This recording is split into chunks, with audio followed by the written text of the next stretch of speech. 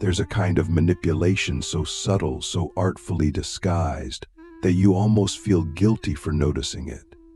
It doesn't come dressed in cruelty. It comes wrapped in warmth. It doesn't raise its voice. It whispers in soft tones and generous offers. And by the time you realize what's happening, you're already trapped, entangled in a web spun with compliments, favors, and smiles. This is not ordinary kindness.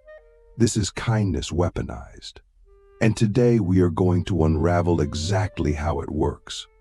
You're about to witness a journey into one of the most deceptive and dangerous psychological patterns in human behavior. Not because it's loud, but because it's quiet. Not because it hurts at first, but because it appears to heal. Some people don't control you by force. They control you by obligation. They use kindness the way a spider uses silk to wrap you just tight enough that you forget how to move. And we need to talk about it. Have you ever been in a relationship, romantic, familial, professional, where someone was endlessly helpful, always generous, and yet you felt suffocated? You felt indebted. You felt watched. You felt like you couldn't say no. That's not love. That's not kindness. That's emotional surveillance disguised as generosity. And if you've ever felt that, you are not crazy. You are being controlled. This tactic begins with overfunctioning. The person showers you with help, support, attentiveness. They anticipate your needs before you speak them.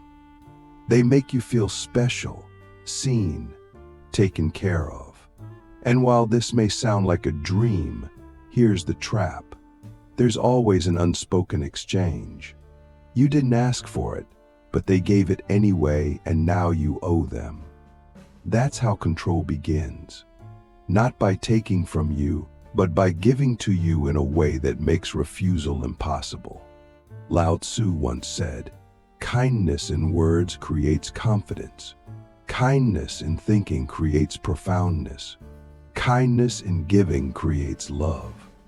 But what if giving is used to create control? What if the kindness is not about you at all, but about what it allows them to extract from you: your time, your loyalty, your silence? This is where we must learn to separate true kindness from performative kindness. One sets you free. The other owns you. The person who uses kindness as a weapon doesn't want equality. They want leverage. They want to be the one who is always right, always needed, always above reproach. So they cloak their insecurity in generosity. They hide their desire for dominance behind selflessness. And the more you accept their kindness, the more trapped you become, because now you can never question them without sounding ungrateful. This is especially dangerous in close relationships, because the closer someone is to us, the more power their kindness has.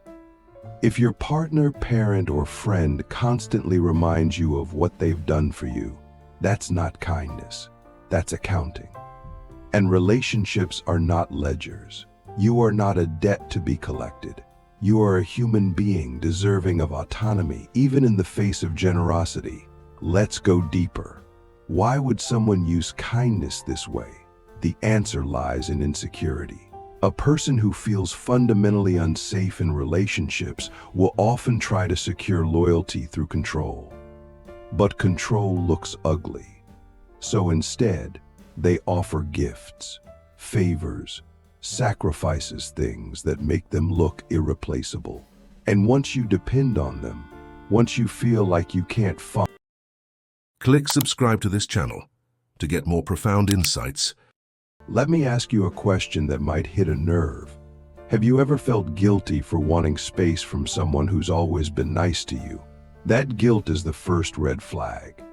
True kindness doesn't create guilt. It creates expansion. Weaponized kindness creates entanglement. You begin to believe that your freedom is betrayal. And that is not love. That is psychological captivity. Think about how this shows up in conflict. When you finally say no, or express a boundary, or pull back even slightly, the person recoils. They act hurt. They remind you of all the things they've done for you. They call you ungrateful, selfish, cold, and suddenly you're the villain for asking for space. That's not conflict resolution. That's emotional blackmail wrapped in virtue. The Stoic philosopher Seneca said, "He who receives a benefit with gratitude repays the first installment on his debt." But what happens when the benefit was given so you would feel indebted? That is not generosity. That is a transaction disguised as a gift. And if you've ever been caught in this cycle, you know how hard it is to get out. Because you don't want to seem ungrateful. You don't want to hurt them. You don't want to be the bad guy. So you stay, silently suffocating. At this point, the manipulation becomes internal. You start editing your behavior to avoid disappointing them. You say yes when you mean no. You praise them even when you're uncomfortable. You suppress your needs so you won't look difficult. And worst of all, you start to believe that this is what love looks like: constant giving, constant guilt, constant imbalance. But this isn't just about relationships. This shows up in workplaces, in communities, in spiritual circles. Leaders who use kindness to maintain control over followers. Bosses who over-reward employees to ensure loyalty and silence. Even societal systems that create dependence through aid, only to strip autonomy later. This is not just psychological. It's structural, and it's everywhere. So how do we protect ourselves? First, we must develop discernment. Not all kindness is pure. Some kindness is predatory. It is vital that we learn to distinguish between generosity that empowers and generosity that entraps. Ask yourself, do I feel free around this person? Or do I feel watched, indebted, obligated? That question can change your life. Second, we must learn to receive without becoming owned. You can accept kindness without becoming beholden to it. You can say thank you without saying yes to everything. You can be grateful and still have boundaries. This is not disrespect. This is maturity. And people who truly care for you will honor that. Third, we must stop fearing the word no. No is not unkind. No is not rejection. No is clarity. And anyone who punishes you for saying no was never offering love, they were offering a contract. One with fine print. One that says, you may never leave. You may never disagree. You may never outgrow me. Burn that contract. Marcus Aurelius wrote, "The best revenge is not to be like your enemy." But I would add, the best defense against manipulative kindness is not cruelty, it is clarity. Be clear about your values. Be clear about your capacity. Be clear about your worth. Because when you are clear, you become immune to covert control. You see the strings before they pull you. Let's return to the deeper layer. Why do we fall for this manipulation? Often, it's because we were taught to. If you grew up in a home where love was earned through compliance, where affection was conditional, where giving was transactional, then weaponized kindness feels familiar, even comforting. But that familiarity is not love, it's programming, and it's time to rewrite it. You are not ungrateful for wanting space. You are not selfish for needing boundaries. You are not a bad person for refusing to be controlled through kindness. You are awake, and awakening is always uncomfortable. But it's also the beginning of freedom. So here's the question that could change everything. What would your relationships look like if you were no longer afraid of disappointing those who mean well? What kind of person would you become if you stopped trading your autonomy for approval? That's not just a psychological question. That's a spiritual one. Because in the end, this is about liberation. About reclaiming the right to define love on your own terms.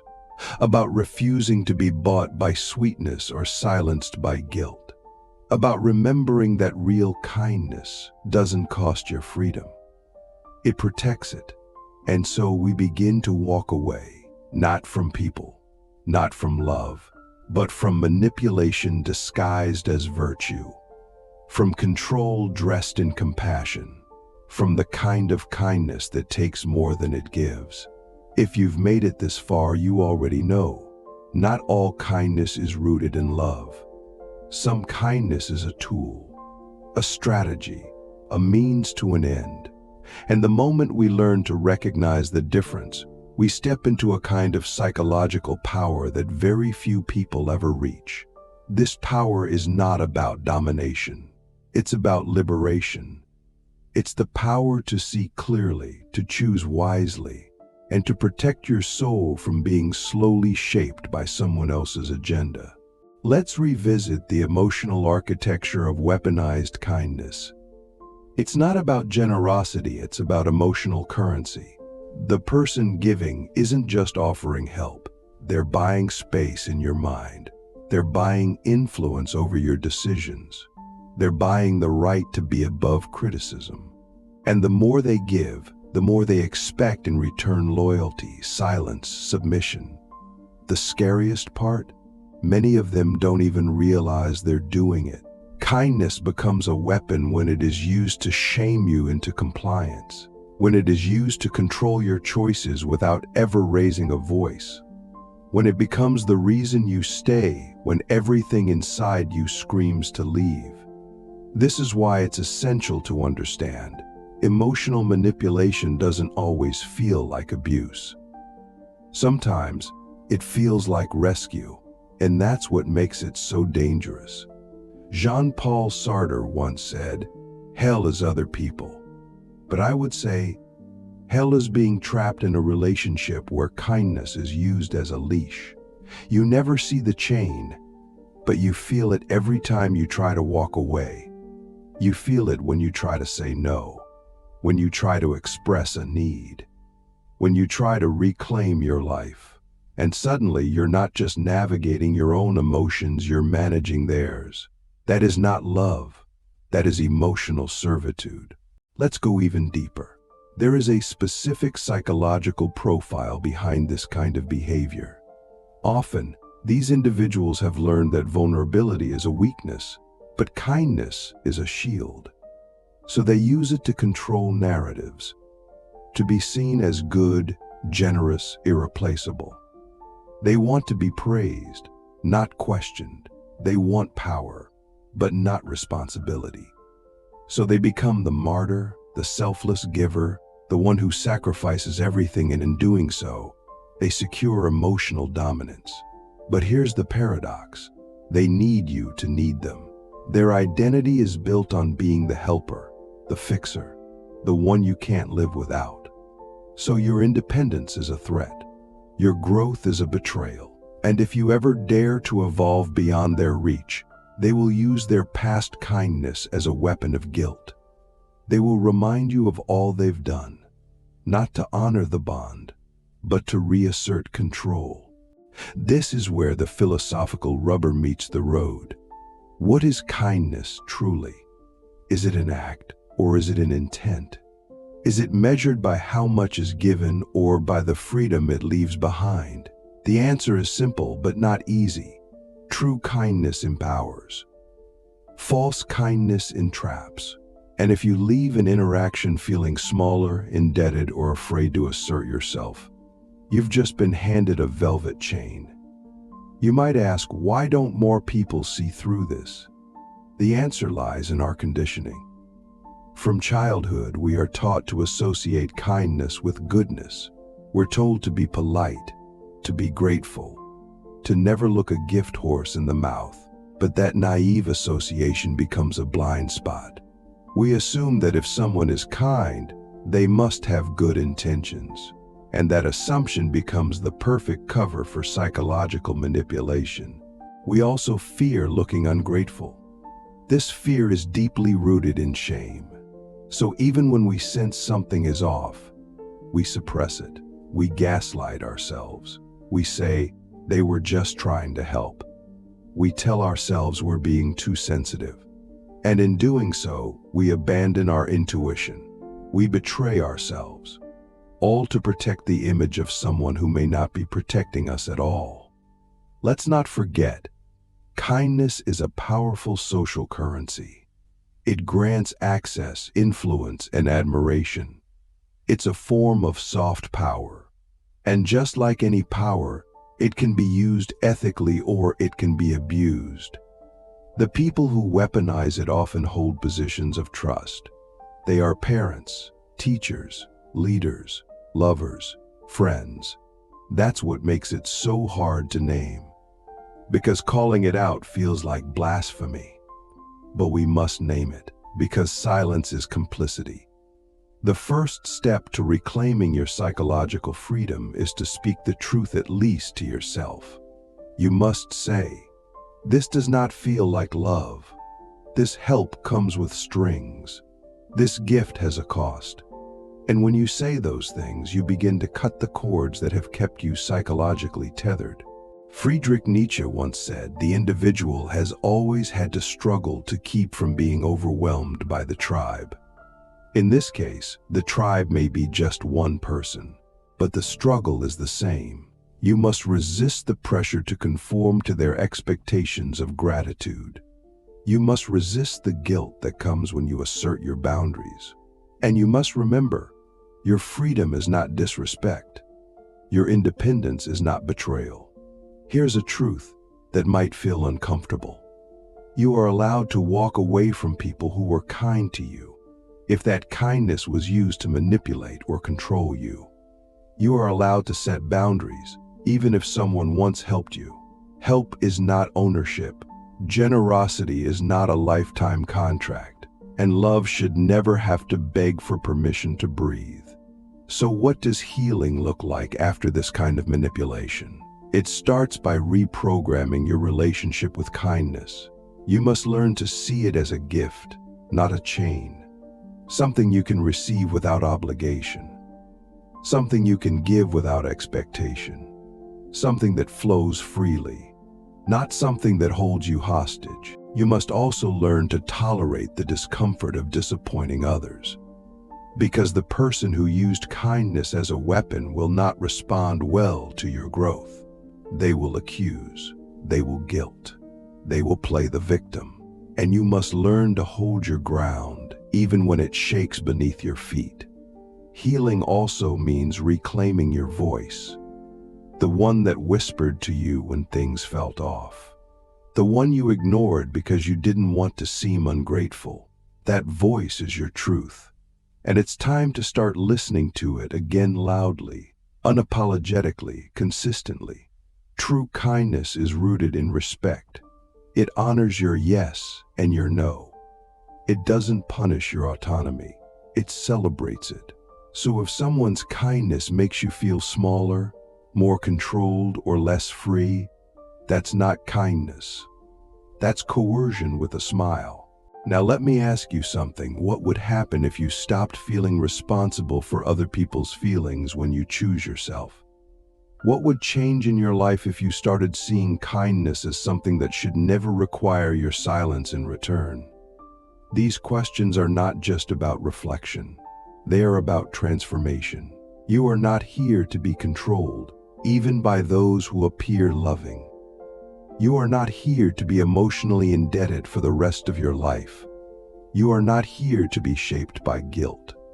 You are here to grow, to evolve, to become so deeply aligned with your truth that no amount of weaponized kindness can ever bend you again. So the next time someone offers you a gift, ask yourself, is this given in freedom or in expectation? The next time someone helps you, ask, do I feel empowered or do I feel indebted? And most importantly, the next time you feel guilt for setting a boundary, ask, who benefits when I stay silent? The answers to these questions will lead you home. Home to yourself, home to your sovereignty, home to a kind of love that liberates instead of entangles. Because here's the final truth. Kindness is only real when it honors freedom. Anything else is just a prettier form of control. And now you see it. The truth behind the smile. The leash behind the gift. The invisible trap hidden in the warmest of gestures. But now you also see your way out. And that is the beginning of everything.